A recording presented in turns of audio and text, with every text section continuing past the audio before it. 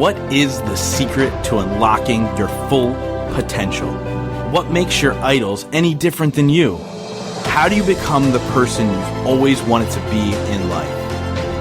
This is where you get all of your questions answered. My name is Justin Shank, and I sit down with some of the most epic individuals who are changing the world with their actions in business and in life. We discuss how they did it, why they pushed themselves, and more importantly, how they were able to focus on continuous growth to achieve their dreams. Welcome to the Growth Now movement. This week, I sit down with Sam and Patrick Cullinane. Sam and Patrick are a married couple who also host the amazing podcast, the Not So Perfect Couple podcast. And that show is the perfect example of who they are and why they embrace it. And in this episode, we talk about that. We talk about their low moment in their relationship when they decided to take a year-long sabbatical and Sam moved out of the country and left Patty behind. And so it's been this crazy journey for them to discover that perfection isn't real. And when you embrace the other person for who they are and love them for who they are, there's great strength in that. And I think there's a lot of great nuggets in this episode where you'll be able to kind of infuse it into your current relationship or future relationship to strengthen that and truly build a great foundation for you. Also, just a heads up on this show, you are going to laugh your ass off. Sam and Patrick are hilarious individuals. How they interact and how they talk about their life and the things they've been through are absolutely hilarious. And I think you guys are really, really going to enjoy it. Now, without further ado, let me introduce you to my friends, Sam and Patrick Cullinane. Sam and Patrick, welcome to the show. Thanks for having us. I was going to say that. I was going to say that. I said it first. I just have a feeling this whole entire time I'm just going to laugh because, so for the audience listening, you guys have a podcast called the Not So Perfect Couples Podcast, and I work with you guys on that one. And I literally laugh my ass off the whole time. And the success you guys are having early on is well-deserved because not only the information you guys bring, not only the guests that you bring, but who you guys are. It's truly authentic, it's truly vulnerable, and it's open, and it's out there, and you laugh along the way, which I love. So hopefully we'll have a good time, having this conversation. But why don't you guys take a moment and just explain to my audience who you guys are today, and then we'll unpack how you got there. Okay. I'll let Sam do the explaining of who we are today. I just want to maybe let your audience know that if at any point I feel like this podcast is going a little bit south, Sam and I'll just take over and start doing the interviewing and make it one of our episodes, and then it'll probably get a lot more exciting. Perfect. At least they know. So we're humble. We'll start with that. We're a very humble couple. I don't know, what should we say about ourselves? Like everything about our lives is sort of in flux right now. We tell you where we live, but we don't live. We're not living there anymore. We don't know where we're going to be living. We have jobs sort of semi-retired, but we have fun jobs that we do. This is including really the podcasting. Well, you gave me the you gave me the lead here. We kind of have a unique story, which and about our relationship, which is how we ended up writing a book, which we wrote called Bigger Love. And then that kind of spun off into a podcast. And I think to keep it short and sweet, our mission is just to try to help people. We think the divorce rate is a travesty and that people quit way too soon. And our mission is to just try to help people not do that. Yeah, we think that you can have a happy, fulfilling relationship. You just have to hang in there and know that things aren't perfect. You know, that there's a lot of shit. And if you don't laugh about it, it just makes it worse. Yeah. No, and I love that conversation, because I'm 34. I've never been married. I was engaged at one point. That's a whole thing, which if I'm ever on your show, we can talk about that. We don't have to talk about that here. We can talk about it. Wasn't that last year? No, it was a good 4 or 5 years ago. Okay. But yeah, so that thing kind of spun out. And so I've always questioned, like, why don't relationships work? And if you look at my show, I have a ton of relationship experts on. And I think it's because, hey, before I make this plunge, I want to figure some stuff out. And the smart.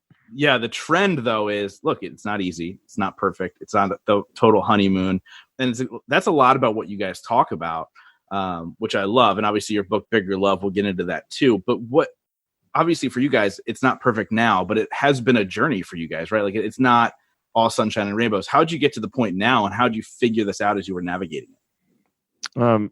It was a rough road for a while there. In fact, we split up for an entire year. The 10th, we've been married 23 years, and the 10th year of our marriage, we split up for the whole year. I moved out of the country, so it was like a legit split up. Yeah. Yeah, moved to Spain, took the kids there. Sam caught a case of the stupids and decided she needed some time apart from me. I think it was a case of the brilliance, because it saved our marriage. Yeah. Our breakup, actually, I would say, saved our marriage, because then we were forced to look in the mirror more instead of pointing at each other as far as what was wrong. We were watching a TV show last night. What was that? Or it was a movie, and that guy said that brilliant thing. It was really sad. He said a lot of brilliant things. It was about relationships, though. He said something like, yeah, when you get older, the things that happen in relationships is you stay married so that you don't have to be accountable to all of the bad decisions and the shitty place that your life is in. Wow. So that was that? Brilliant. That was depressing. Basically, what he was saying is you stay married, so you have to blame your shitty life on. But the problem is that I think it's actually true for a lot of couples. They stay together so they can blame someone else for why their life isn't where they want it to be. That is just, it was very profound. And unfortunately, I think it is true in a lot of relationships. And I find myself, even in our relationship, we have a great life, we have a great relationship, but even still, on certain days when things are bothering me, or I'm feeling like, this isn't going exactly how I want, I find myself like, it's probably because Patty didn't do this or Patty did that. And then you have to be like, no, I'm in charge of myself. I'm married to Patty, but like, he's not in charge of my life. Yeah, I get to make my own decisions. Don't devalue putting out the garbage ever. True. This sounds. Yeah. Just those little. Honestly, let's rewind really quick. Let's talk about 10 years in. What happened? Like, what was it like to leave the country is a large thing to do. So what happened in the relationship? Well, she didn't run. I wasn't running. I got a job. So I was working for a big company. Honestly, a lot of the reasons for our breakup was me. I valued my job. I worked for a big company. I had a big, important job. I valued, and I was constantly traveling. Sometimes I was working in Europe, so I would be gone for weeks at a time, not just like a few days. And even when I was home, I could be gone for the whole week. It felt like I would leave on a Sunday night, and if I was lucky, I'd get home on a Friday night and get to be home for the weekend. If I was unlucky, I wouldn't get to be home for the weekend, and I might be home in a couple of weeks. Yeah. So, and I valued that job higher than anything, higher than raising my kids, better, higher than being with my husband. Because I felt like we needed the money, and Patrick was building businesses at the time and he wasn't bringing in a lot of income. And so I felt really responsible for, creating an environment that I wanted my children to grow up in with advantages and, all that stuff that we tell ourselves is important. Yeah. And that's the very end why. In other words, that's probably like the last year. But I would say it started way before that, in that all relationships go through a cycle. And when you talk about, not knowing what to expect and wanting to get it right and that kind of thing, the first advice I would give anybody in your situation is that there's the honeymoon phase. There's it's eros. We call it eros. We don't call it eros. The Greeks named it eros. It's crazy love, mad love, all those things. And they call it crazy and mad because you just lose your mind. Yeah, you kind of do. Chemically. It's actually a chemical process that happens where you have a lot of dopamine happening in there and whatever. Science. Well, I could talk about science, but but the thing with that is like, how do you know that early on? Because obviously if that's what's happening, how do you know like, okay, this is the real deal without going through the long No, it's good. I'm not saying there's anything wrong with it. What we're saying is that it doesn't last, right? But we're being conditioned by Hollywood and every book that we read and that this is what love is, and it's just not. You know what I mean? That's just a stage of it. In fact, it's not even the most fulfilling stage.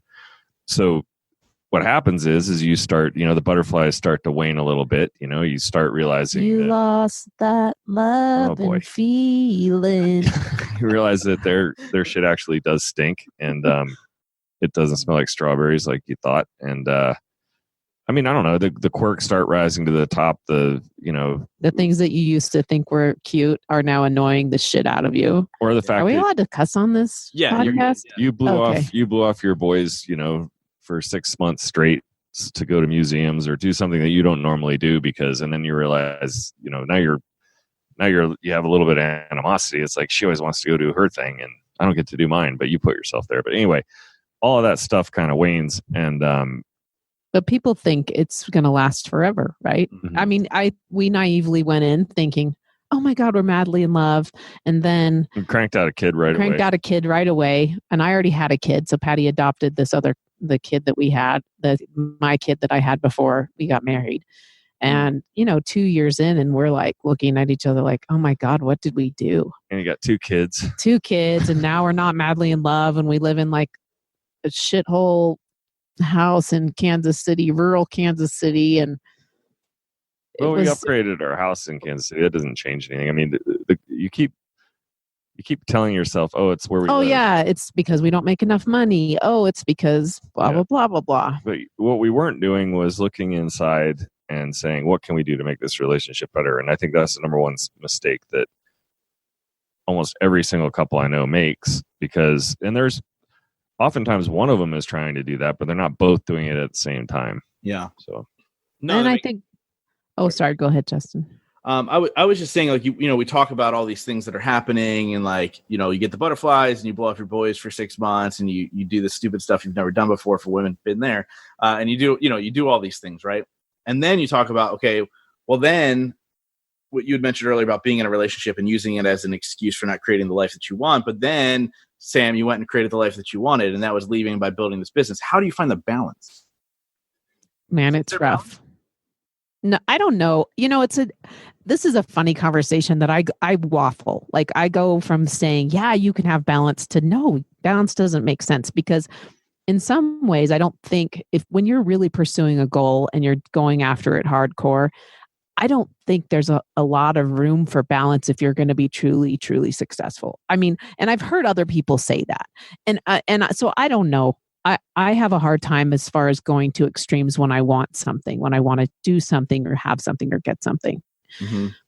And I've been able to manifest most of those things that I wanted to do, have, or get. Balance is something that comes with your success. So once you figure it out, when you put your nose down and you really go after something, there's going to be imbalance, right? But you have to take the moments that you have with those that you love and make sure that they count, so that the imbalance isn't as big of a deal, right? Yeah. But that should be, if you're being your authentic self going in and full disclosure, this is the guy I am and this is what I'm going after. And there may be weeks at a time where I have to really super focus on this, but I promise you it'll all be worth it in the end. And then, like I said, you make the moments that you have count. Some people never shut down and never shut off their phone. They're just going 24/7. So the imbalance is going to be there, but you got to shut it down. And do you know what I mean? Yeah. No, for sure. It's about living in the moment, right? Like it goes back to like mindfulness and presence. Absolutely. We certainly live in a world now where technology is a great distractor. Do you guys have rules for your relationship and technology? We don't. We don't. But we call each other out like, hey. Yeah, we shame each other all the time. Yeah, it's a little bit of shaming. Shaming and ridiculing. I think those are highly important. That's why we're the not so perfect couple. Yeah. But we'll go out to dinner and it'll be like we will leave our phones home. Like I'm gonna leave my phone home, and then Well, we have to bring one in case we want to Google something to settle an argument, so one of us can be right. Well, we do, but we're like, don't put it on the table. Keep it in your pocket until we want to Google something. Yeah, for sure. And like, when I watch you guys and I hear you guys interact, I mean, obviously your personalities are very big into this relationship and why it works and why you guys can poke a little bit and you have the thick skin type of mentality. How do you kind of work that out if people aren't exactly like you guys? Like, how does a couple find that balance and work through the hard times instead of just thinking it's going to be this honeymoon forever? I don't know. So a lot of the observation and things like that we've done, we've come to the conclusion that, oftentimes opposites, you're in a relationship because this is a person that has strengths where you don't. Which is the curse and the beauty of it. Exactly. Yeah. But if you can focus on the other person's strengths and, I think men, maybe more often than women or whoever, maybe we don't even need to make it gender related, but the dominant person in a relationship often tries to take everything over, and it's hard to just step aside and say, whoa, this isn't even my strong point. This is hers or theirs or, Sure. I think there is that focus on gratitude for the things that your partner does bring and constantly reminding yourself of the things that you like instead of, as humans, we tend to focus on the negative. And with the relationship, I think that as soon as that arrow swings, that's when you really start to focus on that. But if you can really be, intentional about gratitude for what they're doing, whether you say it to them or not, just so that you're feeling it, that when Pat's annoying me, that is where I have to go.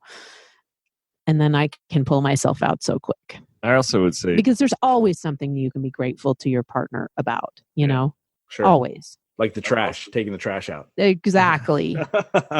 Or even putting the toilet seat down, right? Like, woo, woo. Dude, I grew up in a household with 2 older sisters and a mom. My toilet seat is always down, even though I live. Way to go. That's going to go far, Justin. Hold on. Rewind to the fact that I said 34 and single. I don't know how far it went. So let's whatever. Don't give up. Don't give up on the toilet seat thing. All right, I'll come back to the toilet seat in a second. The only thing I wanted to add to what she was saying is if you are going to work, if you're working on your relationship, you find yourself in a spot where you feel like you need to do a little bit of work, go do something fun and do the work there. Have a date night, go out. Don't sit in your living room. I don't know. I just feel like if you can cut yourself away from it all a little bit, take things a little less seriously, then it's much easier to get into those conversations and figure out what you can do to help each other. No, I think that's a great tip because I think too, if you're sitting on the couch, and I'm just thinking back to my past experiences, you sit on the couch and let's hash this out. Let's talk about this. You're just sitting there, you get through it, and then what? But if you're out doing something, you're out on an adventure and you're hashing through it, at least you have the adventure once that awkwardness of post-conversation happens. Right. Write that down if you're listening right now, because it's one of those things where it's like, that's a no-brainer. And I've never thought of that before. Just that little shift of environment and how that can change the conversation even, right? Well, what's funny is, is it all right? No, I want to say something. You go after. What if I forget? What if I forget what I'm going to say? It can add joint fascination to the situation in that it's hard to be fascinated sitting in your living room. We were doing an interview with, was it Amy Muse? She does relationship studies. She's a scientist up in Canada. And one of the things that she's studying now is doing self-expanding activities with your partner, just meaning any kind of new anything. Like you could even go to a different part of the city and take a walk somewhere different. And those kinds of self-expanding activities created more intimacy in couples than, doing the same thing over and over. So going to a new restaurant or trying something new.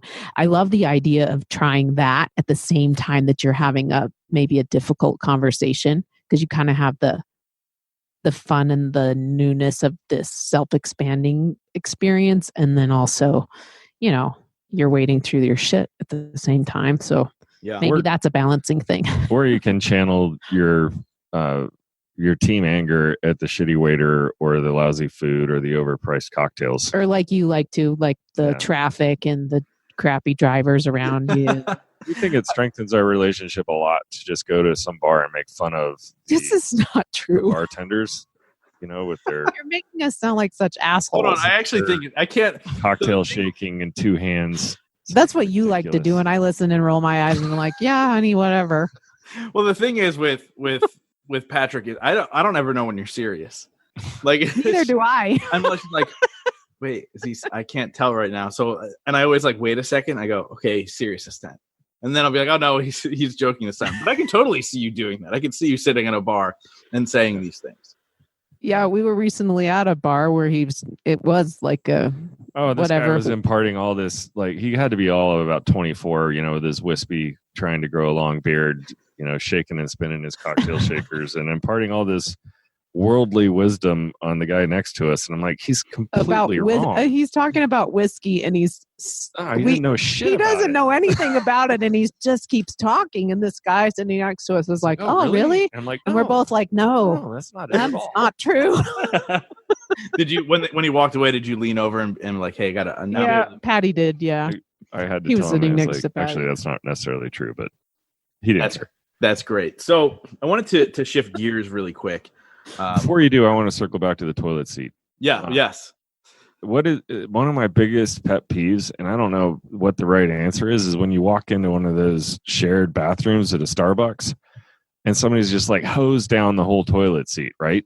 Yeah. I mean, I got to get out the toilet paper and wipe that thing off because I don't want whoever's coming in behind me to think I did it. But what's funny is it's usually a woman.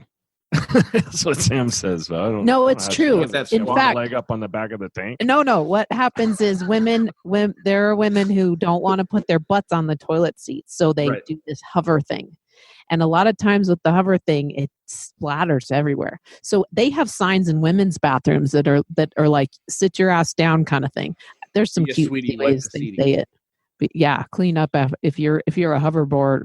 You need to clean up. So otherwise, the poor guy behind you is going to have to clean it up because he's going to think.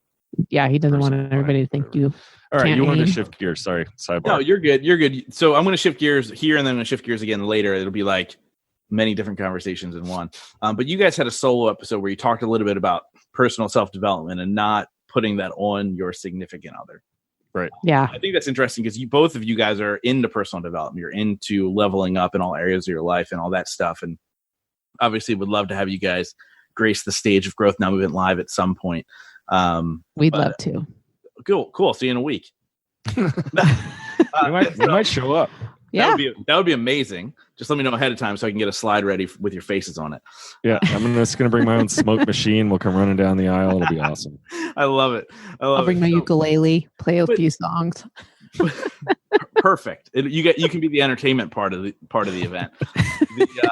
But when I look at that, because I'm somebody who I'm also into self-development and I'm always trying to improve and I'm reading books and going to events and listening to podcasts, I almost feel like I have to be with somebody who's like that. But what would you say to a couple where one person is into it or discovered it when they're already in love, married for 20 years, and the other person has it? How do you not almost pull that person with you? How do you find that balance? Let's talk about it. We can talk. Do you want to talk about it in terms of how we do it?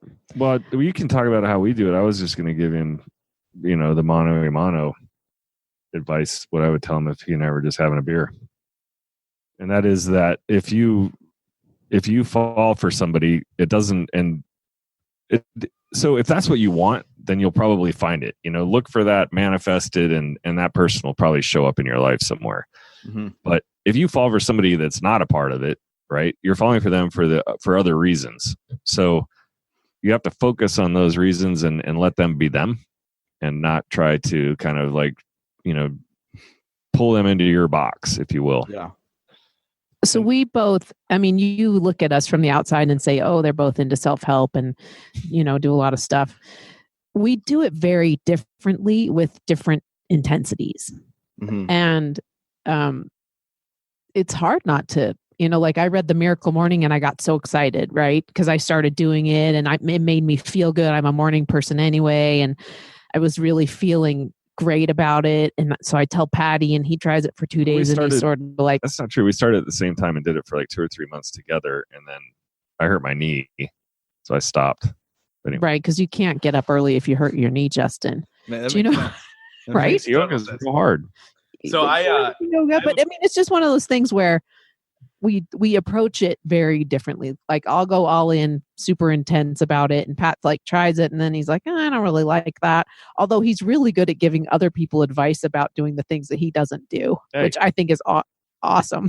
I am the king of preaching what I don't practice. Yes. I am. Look, I say all the time, like, I don't want people, obviously I have the self-development podcast. I've got the event, all this other stuff. But like, I tell people all the time, like, do not look at me as like, I want to live life like Justin. Like, I'm just the catalyst for the conversation.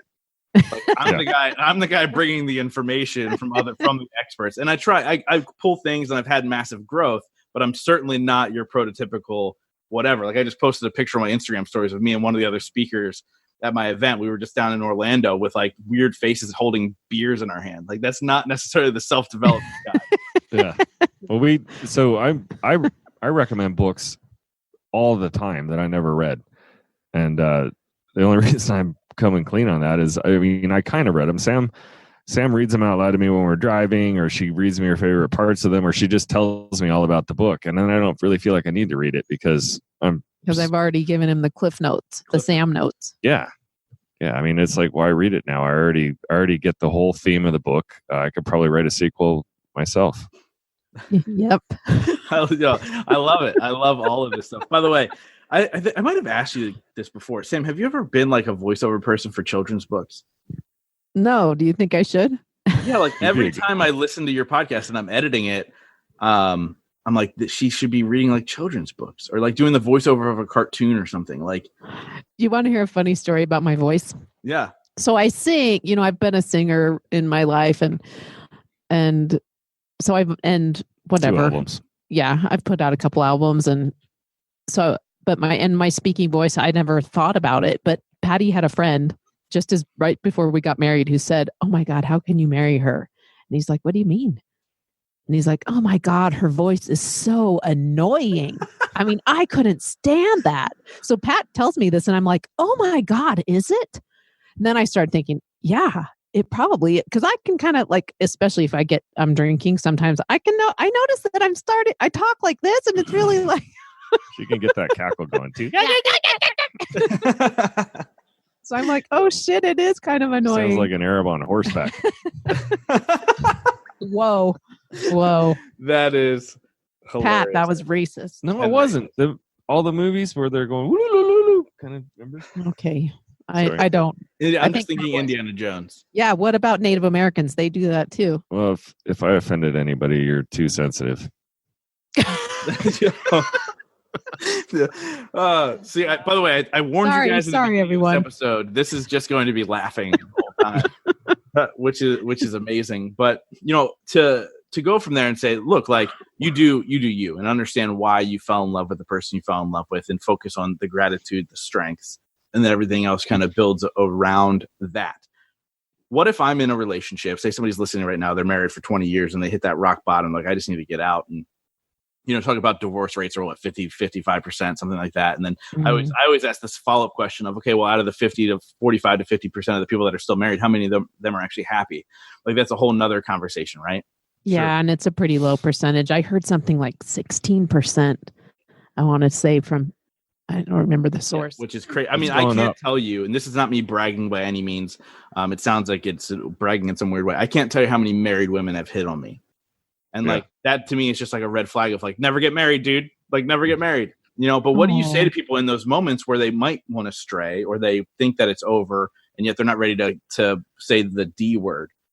What can you do in that moment to kind of start fixing things? Because you guys were there. How'd you fix it? We had to take an entire year apart. Yeah, we did. Sign the papers and send them back to her. The only way that we got fixed was when I was one sentence that I said to her, and it, because I had insecurity issues and things like that before we split up, and so for the first 6 months I blamed her. Oh, she's a bitch. It's all her fault. And then my cousin told me, you got your own shit. Why don't you focus on that? So. I started doing that. I had to get myself to a point where I knew that I could be happy either with or without her, and none of this was anybody's fault, and it was both of our fault, whatever. But and I told her that. I was like, I know I finally got myself to a place where I know that I can be happy with or without you, and that's where everything kind of changed. I was like, oh my God, that's so sexy. Like, I think people think that they need to be needed, or they want to be needed. I want to be wanted. Yeah. And I think to need someone else means you're not capable of taking care of yourself in some ways. Sure.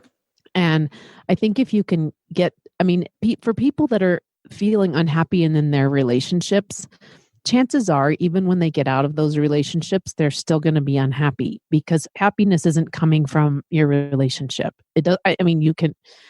This is what I believe. I believe you make the choices in your life to create happiness or not create happiness. And a lot of the problems, I would say 99% of the problems in relationships is not necessarily anything between the people. It's inside each of those people. I mean, the thing is, you're two imperfect people coming together and trying to create something else.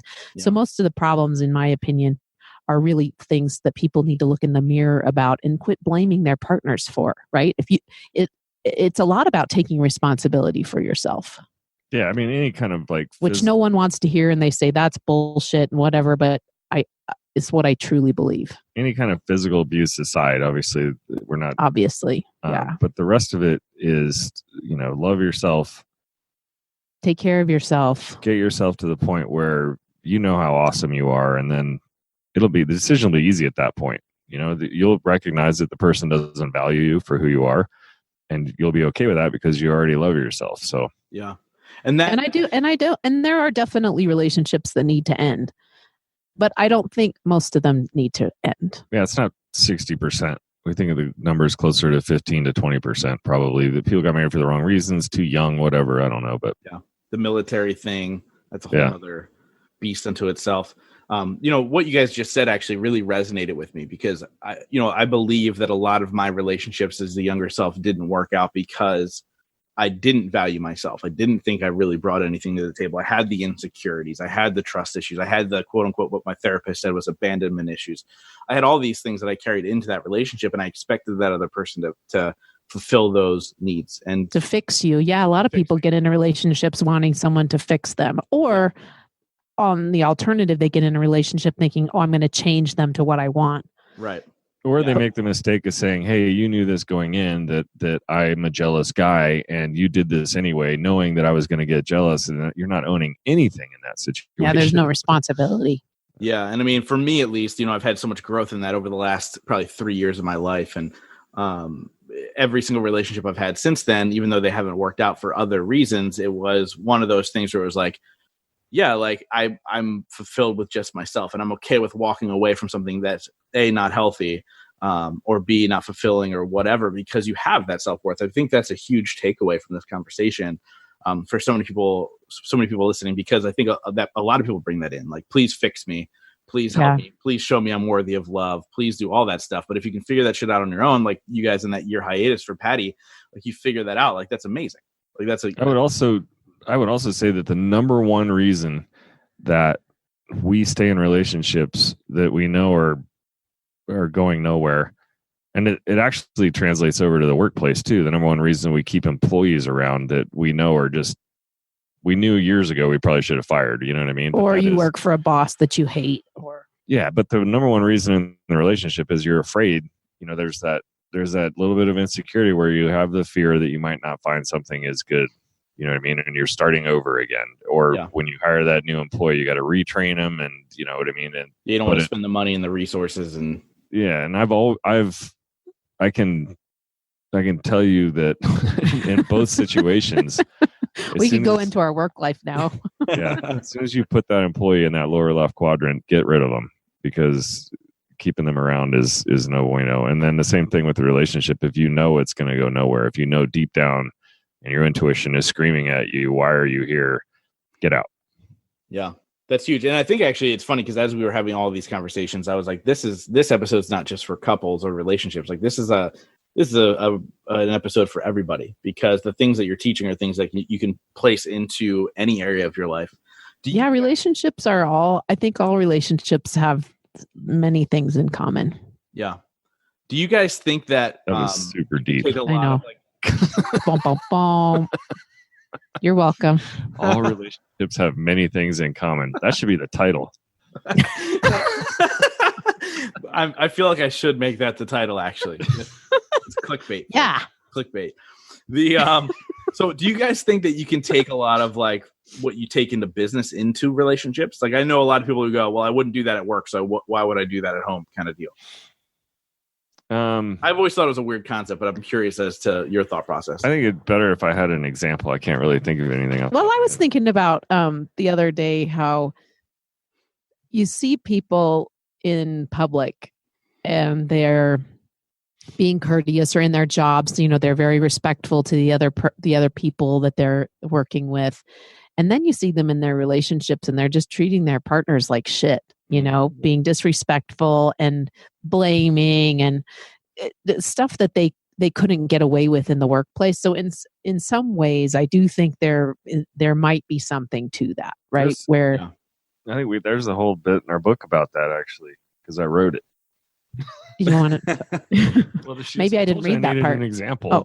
I just forgot what I wrote in our book, but yeah, that's it. I have a friend where I witnessed that very same thing, where he's in charge of sales at his workplace, and he has like 8 or 9 salespeople underneath him of all different personalities, and this guy's exhibiting just massive amounts of patience, you know, to deal with all these personalities and egos and everything at work. And then he gets home and he's got none left for the wife and kid. It's like, yeah, get there, you know what I mean? And it's so there is the things that I think it's the number one mistake we make in relationships, and we make them today. She and I do all the time, is that we're so close, and they always, you know, you've heard that adage, you hurt those that you love the most, but basically you've been busting your ass all day and you just want to come home and relax and you don't have to work, right? But relationships are work.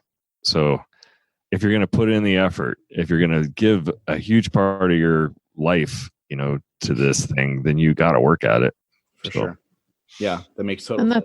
And that's prioritization too, right? Not spending all your energy when you're at work and leaving something for when you get home for your family. I think people are getting better about doing that. Yeah. But I wasn't very good at it. My advice to him was just sit in your driveway for 10 minutes, you know, put on a song that you like and just put yourself into, okay, I'm going to walk through that door in awesome dad and husband mode. You know what I mean? So it's about being mindful. Yeah. Setting intentions. Yeah. I love it. So how important is sex to relationships? We think it's very important. Yeah. I'm asking you guys that because of your post on Instagram. Going back to the Kama Sutra post. Yeah.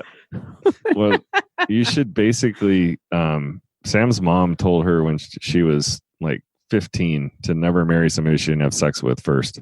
Yeah. She said, absolutely do not do that, because what if you marry them and they're terrible in bed? And I said, having not had sex, I was like, well, gosh, I guess I don't know. But I thought it was actually good advice. And we gave that to both of our children as well. Yeah. I passed it on. I think it's good advice. I think it's great advice. That being said, there are religions and cultures where that's just a no-go. But sex is like anything else in a relationship. And that is, if you want it to be good, then learn about it and make it good. I mean, it's not hard to get better at sex. It's pretty easy. You just have to want to put in the time and, you know, maybe buy a cock ring. You've never... Sorry, you might have to cut that out. You never owned a cock ring. You're so full of shit. I know.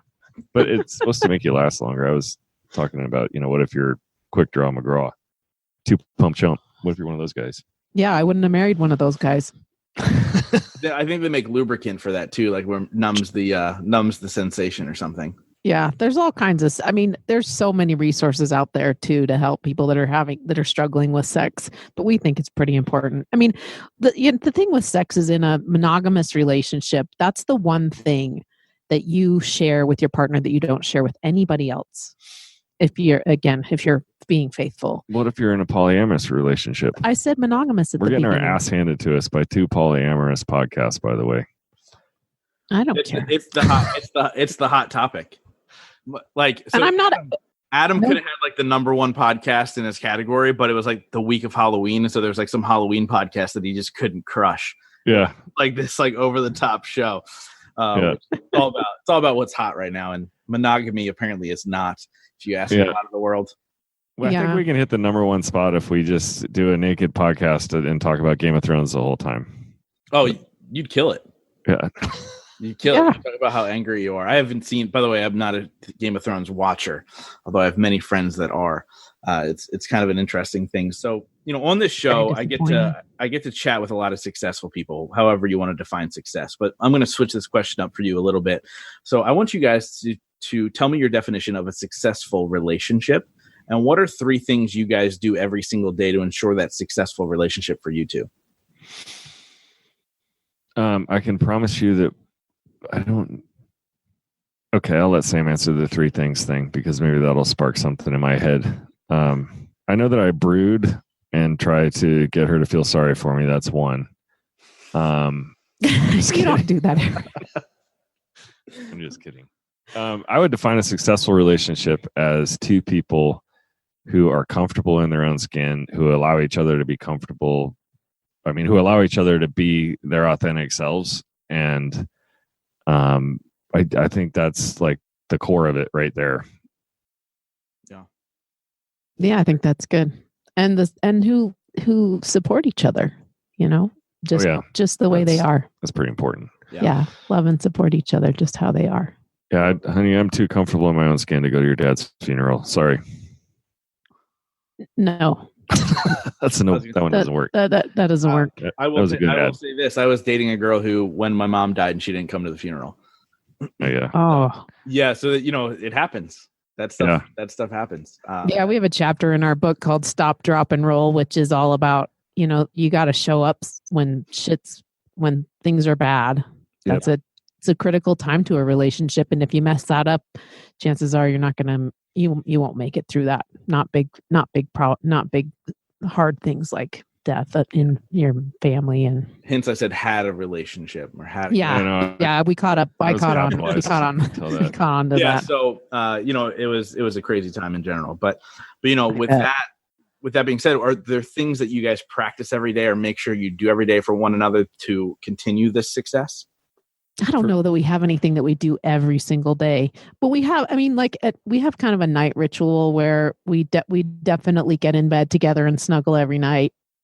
Yeah. We don't shower every day, but we usually shower together. Yep. Honestly though, I think on a more serious note, that's true. We don't shower every day. We work from home. So we're like, well, I showered 2 days ago. We're good. We're good. I don't stink. Good. We're just going to smell it. We can smell each other, but nobody else has to be bothered by us. And now that I shaved the beard, I don't have like food from last week. There's no cheese in it anymore. Anyway, I would say on a serious note that it's more internal, the 3 things that I do every day. And that is that I recognize that I try to anyway. I recognize that Sam's an acts of service person. So if I can do some dishes or pick something up or just chip in a little bit, I know that that's a good thing for our relationship.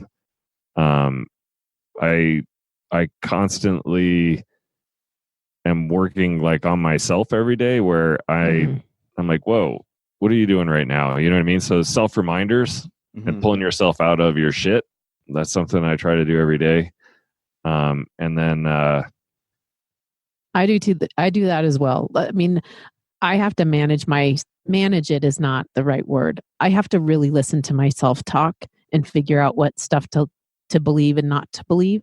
Yeah. And that's for myself. But when I believe my negative self-talk, that definitely affects my relationship, right? All of a sudden you feel cranky and you're upset about something and you'll snap at your partner or whatever. Patty and I are together every day, all day long. Like we both work here, we live together, we work together, so yeah, I think managing that self-work, I like that you said that, babe, because those are things that we both do every day, work on ourselves. But as far as things that we do together for our relationship, I don't know that we have any. There's one thing a ton of them I was getting around to, but go ahead. You interrupted me really hard. I interrupted because I really wanted to I just really wanted to emphasize what you said. I thought it was brilliant. Oh, thanks, honey. You're welcome. That kind of goes without saying now. Anyway, I honestly think maybe the number one thing that we do every day is laugh. We love to laugh. We love to make each other laugh. We like to try to not take things too seriously and laugh at everything. Yeah. So people take things very seriously, and we tend to feel like if we can lighten that up, it brushes off a lot easier. Yeah. Our relationship is better because Sam allows me to make fun of her. This is true, probably. And it keeps me humble. Like, I actually kind of like getting teased. I think I kind of like it. I tease you too. Yep. Yeah, I mean, it definitely goes both ways. And, everybody needs to check out your show, the Not So Perfect Couple podcast, because you can see it. Like, this is real. Like, this is you guys, and you guys are unapologetically yourself. So I wrap up all these interviews with 5 rapid fire questions. But before we get there, how do people find you? Where do they go? What's all the good stuff? Our website is biggerlove.com, and you can get to, we had another podcast that we discontinued, but you can still get to those doggy style and the Not So Perfect Couple. You can find our book is on Amazon, Bigger Love, How to Have the Love of Your Life for the Rest of Your Life. We're on Facebook. We have Bigger Love Facebook business page, and then we have the Not So Perfect Couple podcast page. We have under Instagram, the Not So Perfect Couple, and we have a Twitter account, but I don't think either one of us has logged into it for over a year, so probably don't look there. Yeah, I don't think we have anything going on there. Nobody tweets anymore except sports people. I decided years ago that on Twitter everybody's shouting and nobody's listening, so I was like, I'm not shouting along with everybody else for no reason. Yeah. I don't go there anymore. So like I said, I wrap up with 5 rapid fire questions. This is going to be interesting because there's 2 of you, so here's what we're going to do. I'm going to ask the question. Sam's going to answer first, then Patrick on every single one. Answer within one word of the most one sentence. Are you ready? Maybe.